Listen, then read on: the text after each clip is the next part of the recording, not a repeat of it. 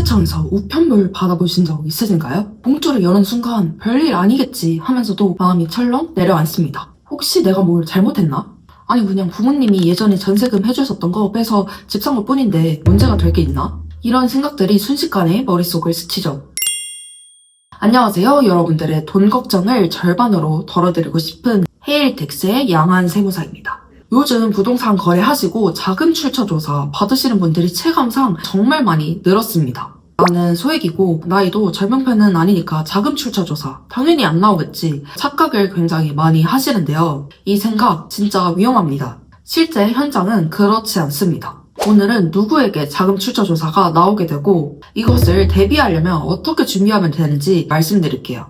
부동산을 취득하시게 되면 자금 조달 계획서라는 걸 쓰게 되죠. 같은 자료를 제출했는데도 누군가는 문제없이 종결이 되고 누군가는 상당한 세금을 부담하게 됩니다. 이 차이는 사실 우연이 아니라 국세청이 바라보는 기준의 차이로 생깁니다. 국세청은 개별 사정을 감정적으로 평가하지 않습니다. 바로 숫자로 판단하는데요. 대표적인 기준이 PCI 시스템이라는 것이에요.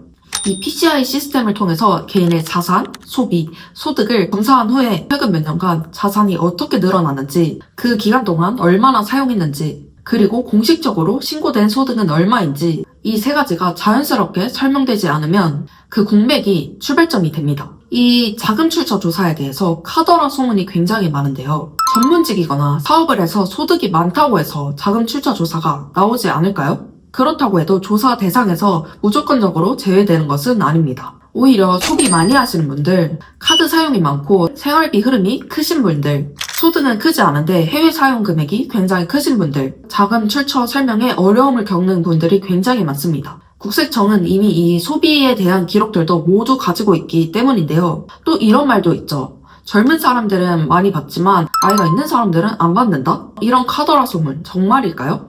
현장에서는 이런 기준들 적용되지 않습니다. 나이보다 중요한 것은 그 돈의 흐름이 객관적으로 설명이 되느냐입니다. 실제 사례를 하나 말씀드릴게요. 제 고객님 중에 주택을 취득한 지 2년이 되는 시점에 자금 출처 조사가 시작된 경우가 있었습니다. 국세청은 일정 시점 이후에 국내에서 신고된 소득은 거의 없는데 고가의 부동산을 취득하게 되어서 조사가 나온 것이었어요. 결과적으로 이분은 해외에서 근무를 하시고 해외에서 취득한 소득이 많기 때문에 이런 부분들을 소명해서 문제없이 넘어갈 수 있었지만 중요한 건 이런 이유들로 조사 자체가 충분히 시작될 수 있다는 점입니다.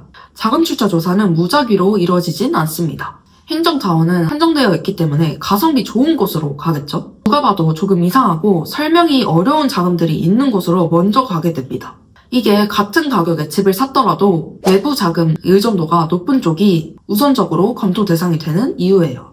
그렇다면 자금 출처 조사 대비하기 위해서는 어떻게 준비해야 할까요? 이 과정에서 가장 중요한 것이 자금 조달 계획서를 제대로 쓰는 것인데요. 흔히들 이 서류가 부동산을 취득하실 때 형식상으로 쓰는 서류라고 생각하시는 분들이 많습니다. 하지만 실제로 이 서류가 나중에 설명의 방향을 결정해버리는 문서가 됩니다.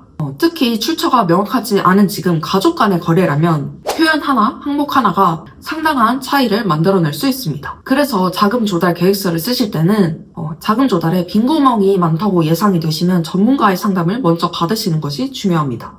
그리고 부동산을 취득하실 때 부모의 도움을 조금 받으셨다면 이 부분은 증여인지 차용인지 명확하게 하셔야 되는데요. 차용이라면 계약서, 상환 내역, 상환 계획들이 앞선 시점에 이미 준비되어 있어야 하고요. 사후에 맞춰서 쓴 서류들은 신빙성이 떨어집니다. 그래서 같은 가족 자금이라도 어떤 경우에는 문제없이 지나가고 어떤 경우에는 과세로 이어지는 것입니다. 또 한 가지 오해가 있는데요. 증여세 신고를 하면 무조건 안 좋을까요? 증여세를 내지 않고 차용하는 게 차라리 낫다라고 생각하시는 분들도 계신데요. 하지만 일정 범위 안에서는 증여세 신고를 먼저 해두시는 것이 자금의 출처를 미리 정리해두는 역할도 합니다. 너무 많은 돈을 상환 능력도 없는데 차용을 하게 되면 상환 능력도 없는데 빌려준 것이 아니냐, 나중에 부채 사후 관리도 또 해야 하고요. 투명을 하지 못하면 증여다라고 의심을 받을 수가 있습니다. 합법적인 절차로 자금을 취득했다는 사실을 공공연하게 밝히는 것이 불확실성을 좀 덜어주는 역할을 하기도 합니다.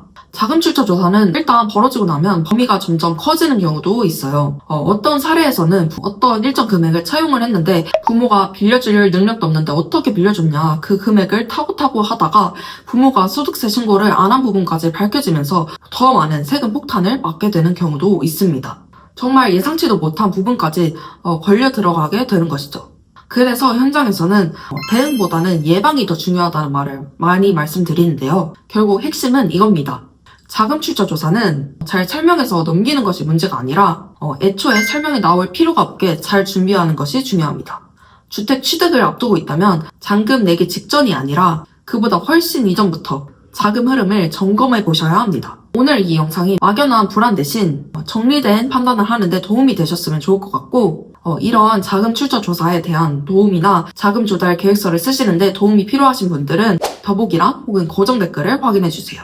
그럼 오늘 영상도 봐주셔서 감사드리고 저는 다음 영상으로 돌아오도록 하겠습니다. 감사합니다.